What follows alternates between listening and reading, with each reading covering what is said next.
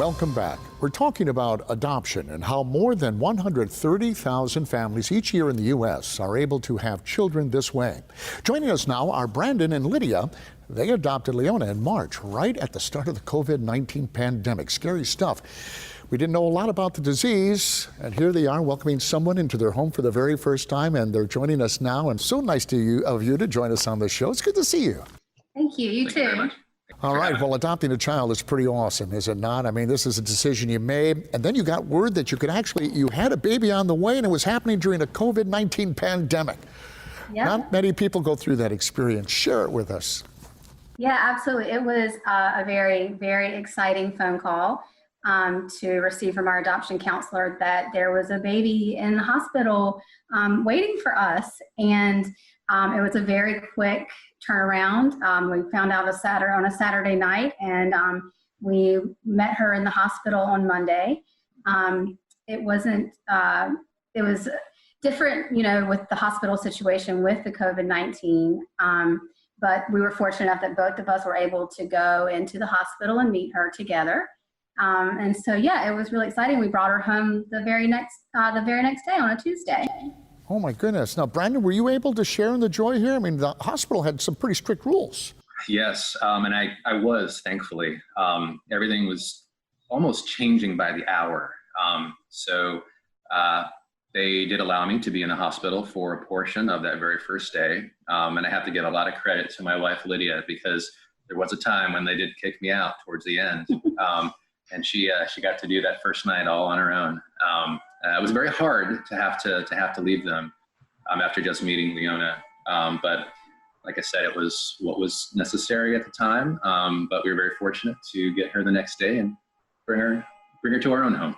Well, that is a quick turnaround. What was it like meeting with the birth mother? I mean, I know you have to be incredibly grateful for it, but it had to be very difficult for her too. What was that like? Yeah, it was very clearly difficult for her, as it, should be.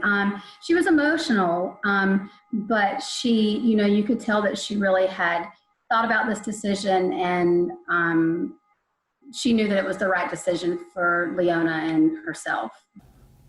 Now, you stayed that night at the hospital? You had an opportunity to bond with the baby at that point? I did, yeah. I was there, like Brandon was saying, he was only able to be there for a little bit of time, so he went home, and I was there with Leona overnight. I was so scared, but also so happy. I think maybe I slept 45 minutes that night. But it was wonderful. The nurses and everybody were really helpful. So. Well, Brandon, you got to tell me then, you had to wait till the next day to see the baby, correct? What was that like? Well, I got to say, at the same time, it gave me a night, again, another 24 hours to prepare the house.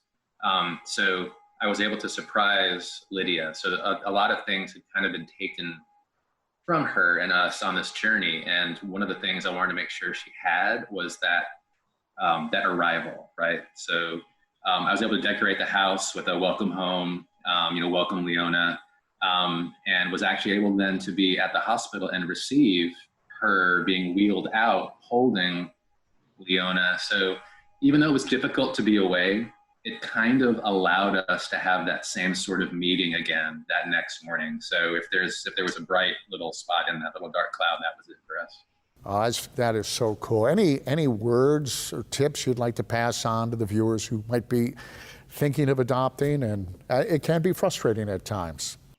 Yeah, well, it can be. And it seems like we waited a very long time. We waited about 1.5 years once we finished signing up. But I would say to not let what's going on in the world right now stop you or make you wait. If the child comes along and it's the right situation for you, then go for it. I'm so glad that we did, and that we didn't let the fear of the unknown with the COVID-19 going on stop us from saying yes to the perfect situation and the perfect baby. Oh, I'm so happy for you. Congratulations. Thank you so much. And now we're joined by Adam and Kate. They adopted their first son, Anthony, 3 years ago. Now, this past March, they adopted their second son, Jacob. So welcome to the show, Adam and Kate. It's so good to see you. Great looking family. Hi, thank you. Thank you. This is your second time around, isn't it? Oh, what a beautiful little baby. Tell me about your experience. Now, you've gone through the process twice. Now, your second son, you're what? You're adopting during a pandemic? Is that what's going on? That had to be kind of scary. It was definitely a different challenge. We got the phone call the Sunday after he was born. He was born on a week prior Friday, and he was in the NICU. He was premature, and so we finally got permission to go to the hospital on Monday, and only one of us was allowed in because of the COVID. So my husband drove me up and dropped me off, and went in, and they asked a series of questions at the door about the symptoms, and cleared me to walk in to get my visitor pass and go up. By the second night of the NICU visits, they were actually taking temperatures at the door to the NICU. And anytime you walked in or out, you had to go through the same series of questions, and your temperature had to be taken. And so we freaked out a little bit. Right there. Freaked out a little bit that they wouldn't let me back in if I walked out to go get like a coffee or something. I was afraid I was going to spike a temperature and they weren't going to let me back in to hold him. And Adam actually didn't meet him for a week. I was visiting in the hospital for a week prior to him being released, and then Adam met him when he came to pick us up. So why did it take so long? Was there, I mean, that's a long time for a dad to wait to see his son. Yeah, they were only letting in one person per child. And so in the NICU, and actually the hospital was closed except for the children's wards to visitors. So they had to have the same person every time for consistency's sake for the COVID. So Adam so graciously volunteered to let me be the one person. We'll say it that way. And so we were in, Jacob was in the hospital for another week. He was released the following Monday. So we were in with him for 7 days, but he was total in for about 15 days. Oh my goodness. Well, can you share with us your experience, the process? It can be frustrating sometimes for those who are trying to go through adoption. You've gone through it twice now. Mm-hmm. And meeting the birth mother, what was that like? And I guess I'll have to go to you. Go ahead. Okay. Sure. So it was, each experience was different. With Anthony, we actually met and matched with his birth mother before he was born. It was just a couple weeks before he was born, so it wasn't a whole lot of time. But we met her a couple times. We talked with her on the phone. We had lunch. It was a little awkward, as one might imagine. Most awkward first date ever.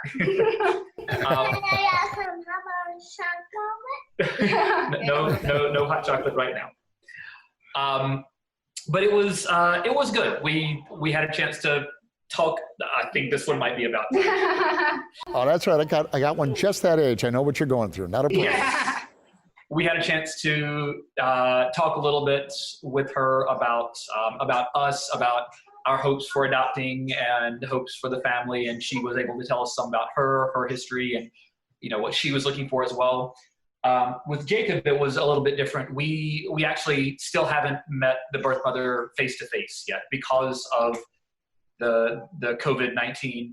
We texted with her, we've sent pictures back and forth, but that's been the extent of it. And we got the phone call after he was born, so just different situations.